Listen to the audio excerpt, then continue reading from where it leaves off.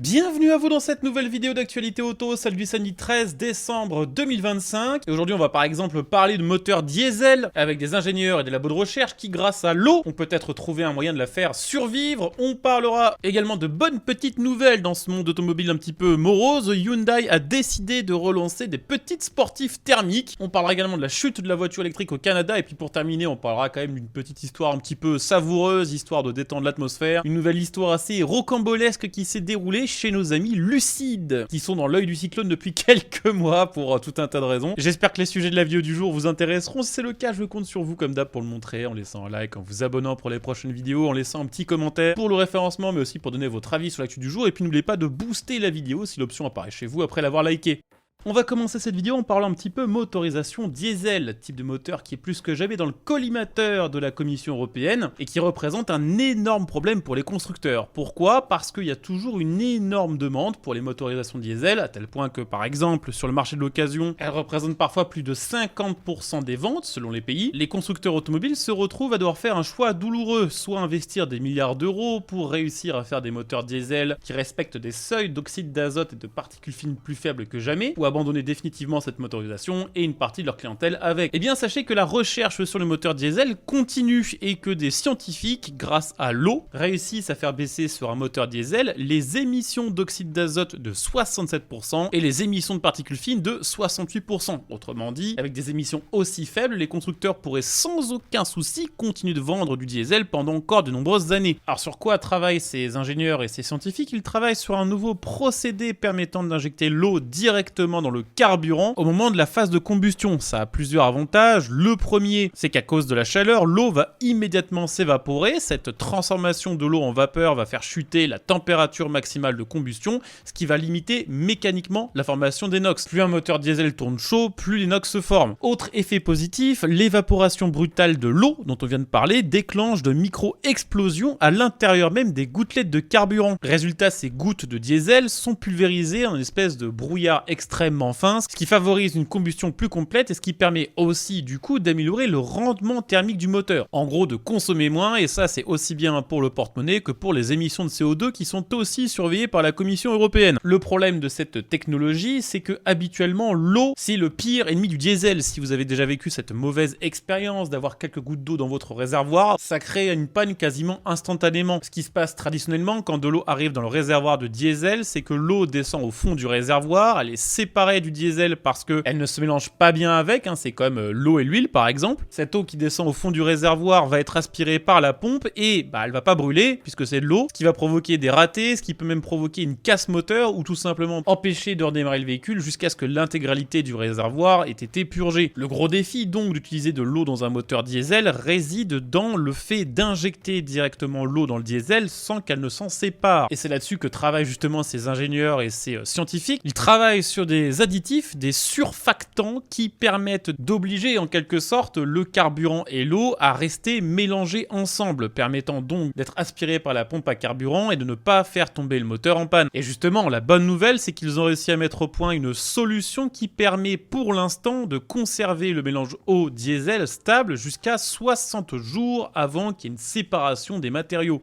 Et ça, c'est une avancée majeure par rapport aux précédentes expérimentations sur ce processus où on n'arrivait que très difficilement à conserver ces deux liquides mélangés, ne serait-ce que quelques jours ou quelques heures à peine. Donc c'est un gros progrès, mais c'est pas encore suffisant pour une industrialisation à grande échelle. Donc il y a encore beaucoup de boulot. Il y a également du boulot côté mécanique, puisque forcément les effets sur le moteur ne sont pas anodins. La présence d'eau modifie la pression dans les cylindres, elle modifie aussi le délai d'allumage, la dynamique de combustion. Un mauvais réglage pourrait entraîner des imbrûlés, des dépôts long terme, et surtout les scientifiques ont besoin de temps pour étudier l'effet de l'eau sur la corrosion et l'usure des composants moteurs sur des durées prolongées. Donc il reste pas mal de défis à régler encore, mais le potentiel est considérable, parce que contrairement à l'électrification, à l'hydrogène ou au nouveau carburant, cette technologie ne nécessite aucune refonte complète des moteurs, ni nouvelle infrastructure massive. Les modifications seraient assez limitées, il faudrait juste disposer d'un petit boîtier électronique qui gérera la gestion de l'émulsion, éventuellement un réservoir d'eau dédié, et puis évidemment forcément quelques durées supplémentaires pour pouvoir amener l'eau jusqu'au réservoir de diesel. Autre précision sur ce sujet à apporter, la première c'est que les scientifiques disent que c'est strictement impossible de rendre le diesel complètement propre avec ce procédé, il faut pas viser 0 NOx ou 0 CO2, c'est impossible, mais que ça rendrait cette motorisation beaucoup plus propre, et ça instantanément. Maintenant la grande question c'est est-ce que ces scientifiques et ces ingénieurs seront suffisamment rapides pour pouvoir mettre au point une solution industrialisable dans les 5 à 10 ans à venir, avant que peut-être un jour le moteur thermique soit définitivement interdit.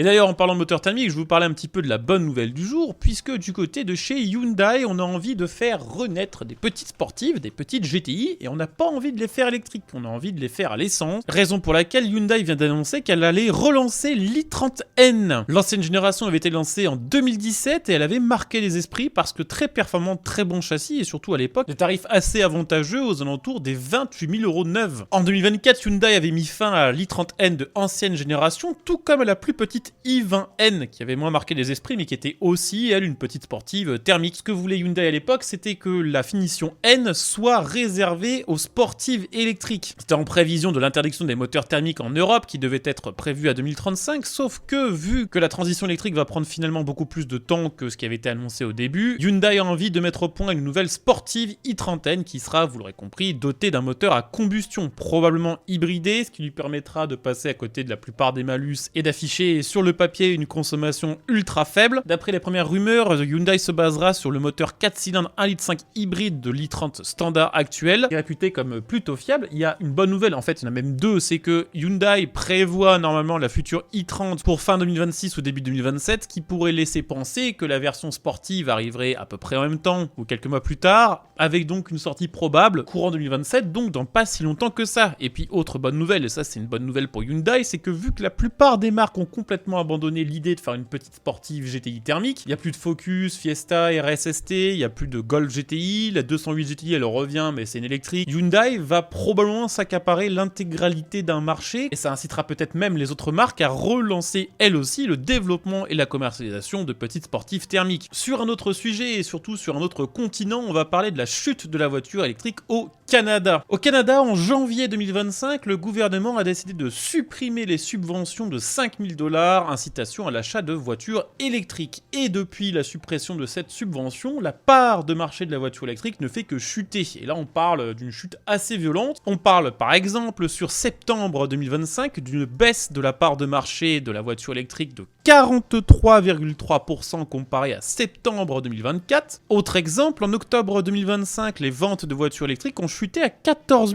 400 unités. C'est une baisse là aussi de 42% par rapport à octobre de l'an dernier.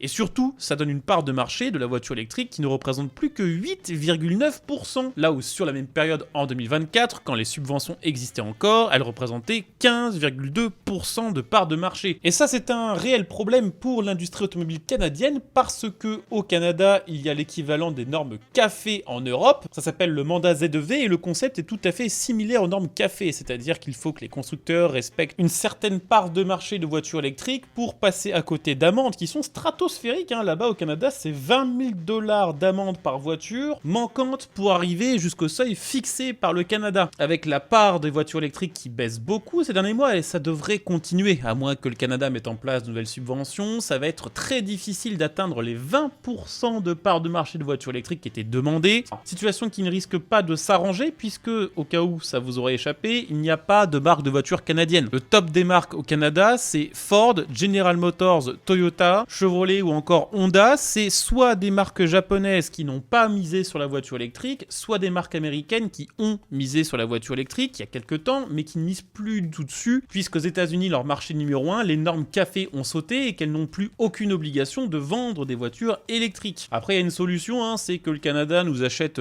tous les stocks de voitures électriques qui reviennent du leasing social, mais je ne suis pas entièrement convaincu que les citoyens canadiens aient envie de passer d'un Ford F-150 V8 à une Citroën C3 100% électrique. Pour terminer la vidéo, je vais partager avec vous l'histoire improbable de la semaine, peut-être l'histoire la plus improbable de 2025 d'ailleurs. Lucid, marque de voiture électrique dont on parle régulièrement ici parce que la marque en ce moment est au cœur de pas mal de difficultés, déjà financières parce qu'elle n'arrive pas pour l'instant à vendre de voitures rentables, elle perd de l'argent pour chaque voiture vendue, mais aussi parce qu'il y a eu pas mal de polémiques autour de frais de restitution complètement aberrants, avec, on en parlait dans une vidéo la semaine dernière je crois, des factures qui pouvaient monter jusqu'à 13 ou 15 000 € pour des gouttes d'eau renversées dans le coffre. Bah aujourd'hui Lucid est dans une nouvelle polémique parce que l'un de ses anciens salariés a porté plainte contre l'entreprise après avoir été licencié et surtout insulté d'un mot assez spécifique qui commence par na et qui se termine par zi par sa responsable des ressources humaines pendant son entretien de licenciement. On verra ce que ça va donner ce petit procès de son côté. Lucid évidemment conteste ces accusations. On verra ce que ça donnera. On aura probablement l'occasion de reparler de ça en 2026 ou en 2027. Voilà, c'est tout pour cette vidéo du 13 décembre. J'espère que la vidéo vous aura intéressé. Si c'est le cas, je compte sur vous comme d'hab pour le montrer en laissant un like, en vous abonnant, en commentant. N'hésitez pas aussi à checker le bouton rejoindre sous cette vidéo si vous voulez donner un petit coup de pouce à la chaîne. On se retrouve dès demain pour la dernière vidéo de la semaine. Ciao.